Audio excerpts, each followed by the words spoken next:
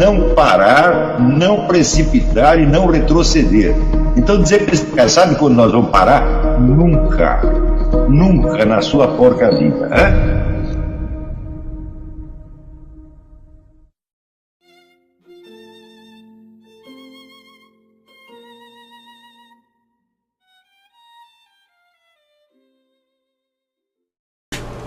Felipe Couto pergunta: qual o papel da elite esquerdista dominante nos meios universitários diante da ascensão do capital globalista?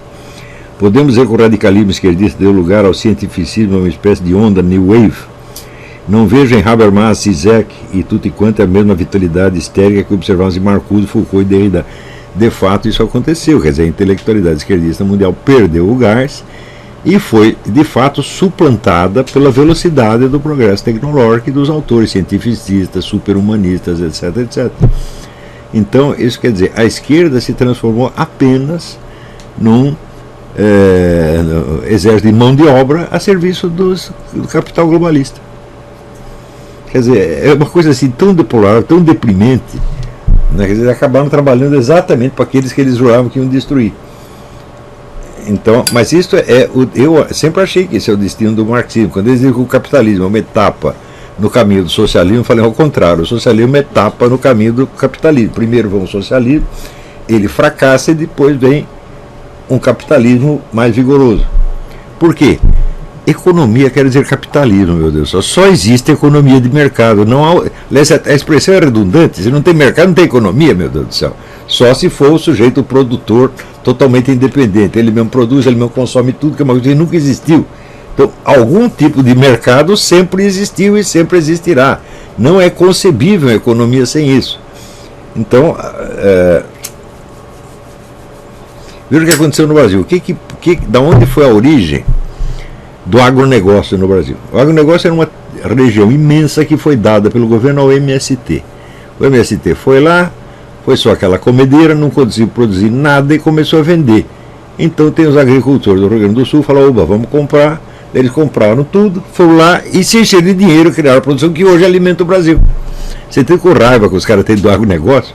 É porque o agronegócio deu certo onde eles deram errado. O agronegócio os está alimentando e eles, com bons esquerdistas, estão mordendo a mão que os alimentam. Se acabar o agronegócio, acaba o Brasil, porra.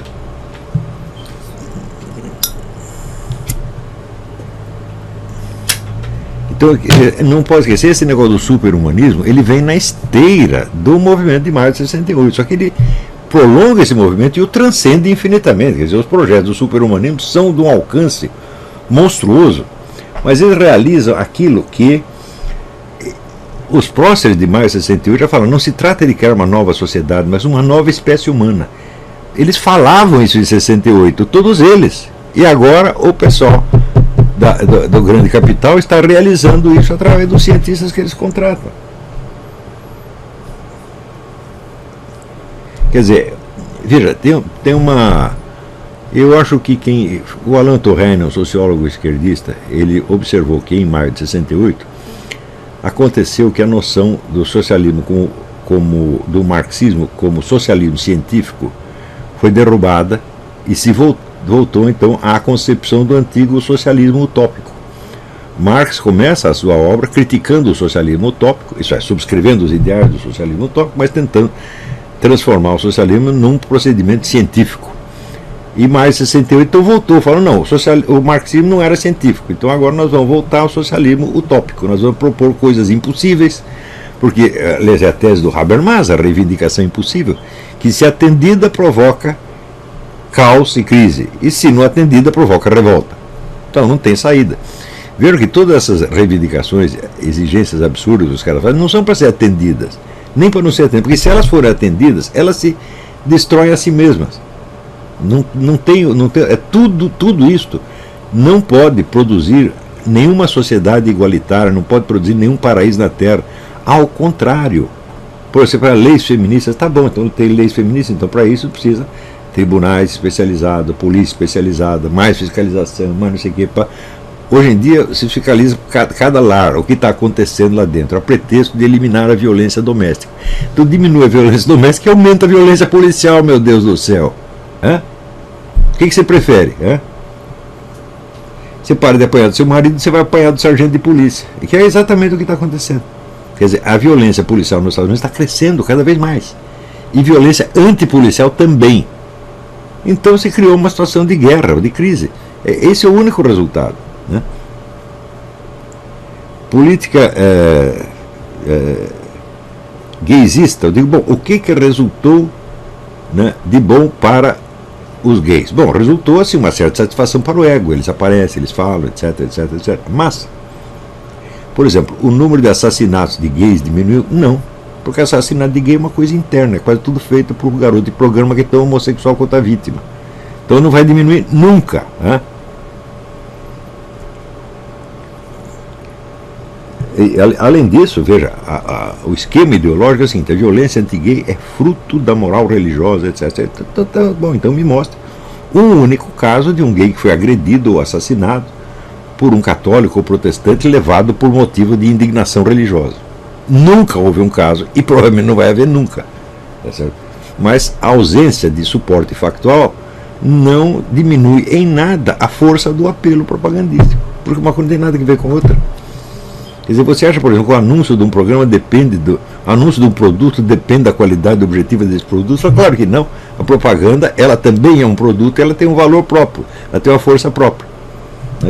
Então, um produto pior anunciado de maneira melhor vencerá o produto melhor anunciado de maneira pior. Isso é por definição.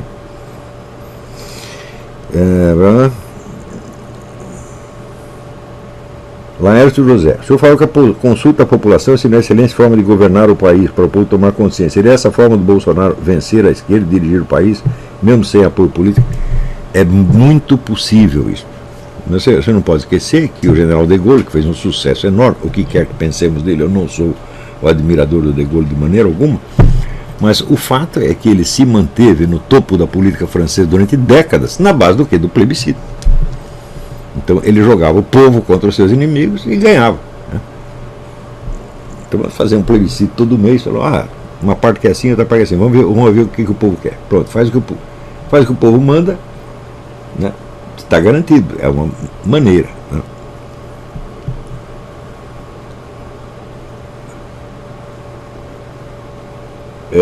O senhor poderia indicar livros sobre a educação nos moldes dos jesuítas? Existe uma série de livros aqui, 2 volumes de 1000 páginas, que é chamado de Jesuits. Eu não lembro o nome dos autores, é uma obra coletiva, e eu não tenho esse livro aqui agora no momento, está guardado no depósito, mas eu prometo que assim que eu retirar, eu te dou o nome. Mas se você botar na The Jesuits, 2 volumes, você vai achar, procura no Bookfinder, ele tem muita coisa sobre a educação jesuíta. Também recomendo muito o livro do Gilbert Hyatt, escreve H-I-G-H-E-T, que chama The Art of Teaching, da arte de ensinar. Tem lá um belo capítulo sobre os jesuítas e alguma bibliografia. Luke de Held, nome holandês, né? Professor, aula fantástica e muito esclarecedora, obrigado.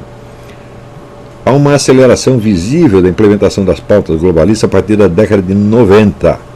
Na mesma época que se fragmentou a União Soviética e houve uma aceleração exponencial do crescimento econômico da China. Bom, isso aí coincide com o quê? O governo Clinton, né? O governo Clinton foi a chegada do pessoal da nova esquerda ao poder, à presidência da República Americana. E em seguida o Barack Obama, mais ainda. Quer dizer, tanto os Clintons quanto o Barack Obama são militantes da nova esquerda. Então, quer dizer, extremista da esquerda, né? E a aceleração exponencial do crescimento econômico da China, que foi feita inteiramente na base do capital americano. Quer dizer, foi o Clinton que dirigiu os investimentos americanos maciçamente para a China, criando então aquilo, né, que o Anthony Sutton chamava o melhor inimigo que o dinheiro pode comprar. Haveria uma mera coincidência na cronologia dos fatos de uma ação articulada do projeto russo-chinês de dominação global? Não. Essa iniciativa foi da própria elite globalista local, baseada naquele raciocínio que expliquei na primeira aula.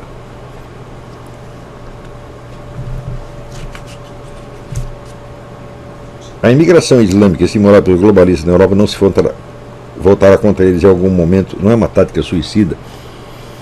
Certo, seria estratégia, porque não é uma tática. A estratégia é coisa de longo prazo. Eu não sei a resposta a essa pergunta, mas eu sei que este problema será um dos grandes problemas do futuro. porque o pessoal islâmico tem o seu próprio projeto global, que eles chamam califado mundial, não é isso? Então, eles podem se servir do apoio que recebe do globalismo, o globalismo pode se servir dele como instrumento para a destruição das soberanias nacionais, mas um dia isso vai ter que ser resolvido. Pode ser demorar 1 mês, 2 meses, 10 anos, 30 anos, 40 anos, não se sabe, mas um dia isso pode acontecer. A possibilidade de que um absorver completamente o Islã, eu acho impossível. O Islã é uma tradição que tem 1400 anos, é um negócio com uma força cultural imensa, mas, e sob muitos aspectos é estrategicamente superior ao globalismo ocidental.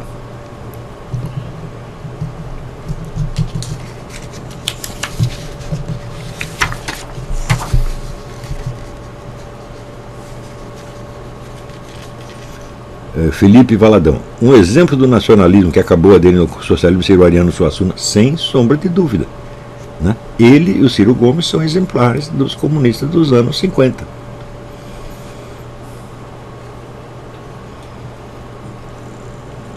Em que deveria se inspirar uma reação anticomunista esse fluxo de acontecimentos que tem levado à destruição da civilização judaico-cristã? Bom, eu não tenho solução, às vezes nem para os meus próprios problemas, quanto mais para os problemas do mundo. Mas tem algumas observações que eu tenho de fazer. Quando surge alguma reação, vamos dizer, de direitistas, conservadores, etc., ao comunismo, ela surge em primeiro lugar sob o aspecto de uma fórmula alternativa, para criar um movimento político poderoso que tome o poder antes deles. E isso daí foi uma das origens do fascismo. Mas o que é o fascismo se não uma espécie de socialismo, uma variante de socialismo, né? Uma variante, aliás, em grande parte copiada do próprio modelo soviético. O fascismo não passa de um socialismo nacionalista que usa os meios militaristas inventados por quem? Por Adolf Hitler? Não, por Trotsky. Trotsky inventou a militarização da sociedade. Então, a ânsia de criar um modelo alternativo deu nisso. Quando o pessoal vem, às vezes o pessoal católico, que vem com a forma de Estado cristão, eu digo, vocês estão completamente loucos. Porque é só você ler o Evangelho e Jesus disse o quê? Vamos tomar o Estado? Ele diz, não, dai a César o que é de César, a Deus o que é de Deus. Portanto, existe uma divisão de território natural. O Estado vai estar sempre na mão de César. Tá certo? Então, o importante não é ter um Estado cristão, nem leis cristãs. O importante é ter um povo cristão, capaz de oferecer resistência ante os abusos de César, os abusos do governante, mas não de trocá-lo e botar lá um César cristão. Não adianta absolutamente nada. Quer dizer, aí o pessoal, você aprender a lição que veio do próprio Hegel, passando por Marx, chegando na escola de Frankfurt, que é o famoso trabalho do negativo. Você não tem que oferecer uma proposta concreta, você tem apenas que... veja, essa é uma lição que vem do próprio hinduísmo, destruir a ignorância, né? Então, você não tem que propor uma coisa, um modelo, você simplesmente destrói, boicota, critica, desmoraliza. É só isso que tem que fazer. Porque, veja, a razão, o caminho racional das coisas é o sentido natural da espécie humana. É só você afastar os absurdos, a razão prevalece de alguma maneira. Agora, se você vai afirmar a razão, em primeiro lugar, você não é um porta-voz da razão. Você vai afirmar a sua versão particular daquilo. E esta versão, quando ela se universaliza, ela vai ter tanto telhado de vidro quanto aquilo que você criticou antes. Então, não temos que ter proposta nenhuma. O Estado cristão é uma utopia, uma estupidez, tá certo? Quer dizer, a divisão de terreno entre César e Cristo foi sempre muito clara. Durante a Idade Média a coisa funcionou muito tempo porque havia o império de um lado e a igreja do outro. A igreja não mandava no império, o império não mandava na igreja, né? Foi por isso que funcionou. A hora que, vamos dizer, o império começa a sambarcar a igreja, bom, aí que o negócio dança. Quando vem o sistema feudal substituído então pelas monarquias nacionais. O que é a monarquia nacional? É um senhor feudal, que é o rei, que é apenas um senhor feudal maior que os outros, toma as propriedades dos outros e vira o dominador de tudo. O primeiro país onde isso aconteceu foi Portugal. Então você cria já o governo centralizado. Tá certo? Esse governo centralizado, então, evidentemente, ele não quer concorrer com uma outra autoridade, que é a autoridade da igreja. O que ele faz? Ele nacionaliza a religião, como fez na Inglaterra, na França também, a igreja galicana. Tá certo? E daí o negócio complica. Vamos lá. Professor Felipe Denardi, A História do Brasil de Hélio Viana é um bom livro introdutório? Eu acho que sim, mas isso aí vai fazer 40 anos que eu li esse livro. Eu não lembro direito, mas me parece um autor razoavelmente honesto. Ismael, brilhante aula, obrigado. Existe alguma possibilidade das elites globalistas direcionarem a seu bel prazer o avanço islâmico da mesma forma que direciona as ações do movimento revolucionário? Eu acho que não, mas apenas acho, eu não tenho certeza. Hoje em dia, vamos dizer, meios de informação sobre o Islã são um rolo, uma dificuldade para você obedecer, para você alcançar, porque ali tem muita coisa que é decidida em segredo, na verdade, no seio das taricas, tem discussão e tal, e essa influência passa para os governantes sem que você nem saiba como. E se você pega um governante de qualquer país islâmico, você pergunta quem é o sheik dele, e certamente tem um sheik que manda nele. Né? E o sheik não é nada, ele não é ninguém, pode ser um Zé Mané, pode ser até um homem pobre, mas o prestígio cultural do sheik é tal que ninguém vai contrariá-los. Se um sheik lançar uma maldição em cima de você, você está lascado. Então ali é muito difícil saber. Eu acho que ninguém pode de fora controlar o Islã. Eu acho quase impossível.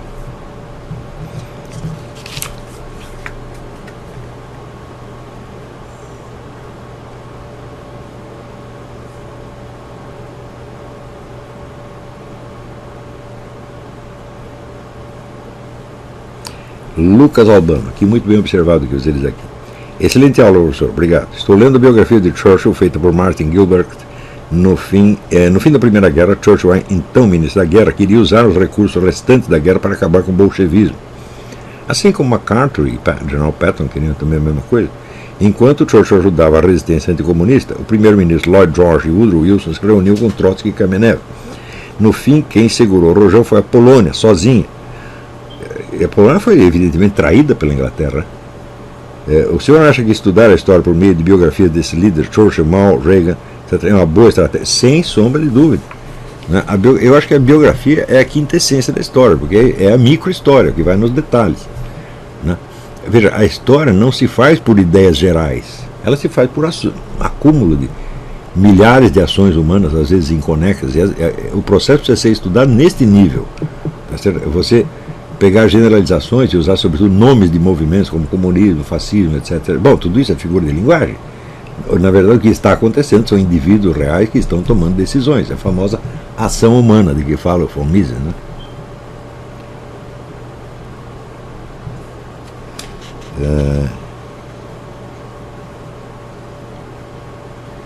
Conrado Araújo, até que ponto é possível uma aplicação do livre mercado sem que se fortaleça qualquer corrente do globalismo? Já estamos em quadro, qualquer abertura de mercado já acaba favorecendo algum grupo globalista. Depende da abertura de mercado para quem. Tá certo? Então, vamos dizer, com uma certa margem de protecionismo, as nações podem, evidentemente, se resguardar da influência indevida de poderes internacionais. Mas isso é possível se houver um suporte interno muito grande, quer dizer, um povo inteiro resguardando a economia nacional, que é o que o Trump está fazendo aqui, protegendo a economia americana, né, e cortando as perninhas dos intrusos, dos poderes globalistas. É o que ele está fazendo aqui. E até o momento, na esfera econômica, está dando brilhantemente certo. A economia americana está em franca recuperação, é uma coisa patente. Tá certo? Quer dizer, por exemplo, o número de cupons de alimentos que os caras vinham no pobre diminuiu formidavelmente. Não tem muito pouca gente precisando disso. O desemprego diminuiu de 8%, ou taxa oficial, de 8% para 4%. Metade, o que é isso? Né? E as indústrias americanas estão tudo voltando, tem emprego aparecendo para tudo quanto é lado. Quer dizer, o fato é o seguinte, na área econômica o Trump está funcionando, e é por isso que os caras estão tão desesperados. Porque se o cara continua com esse sucesso econômico, no fim ele vai ganhar. Né? E ele pode se reeleger presidente muito facilmente. E isso é o terror pânico dos caras. Mas o fato é que eles não têm alternativa. A única alternativa que eles têm é espalhar a fofoca, usando os meios que eles têm, que é a mídia. Veja, o globalismo não é um regime de livre mercado. Eu acho que atualmente não. Quer dizer, o livre mercado é um resíduo. O que você tem é cada vez mais uma economia controlada. Isso é o que está acontecendo. Quer dizer, já é de certo modo um socialismo. Bom, eu acho que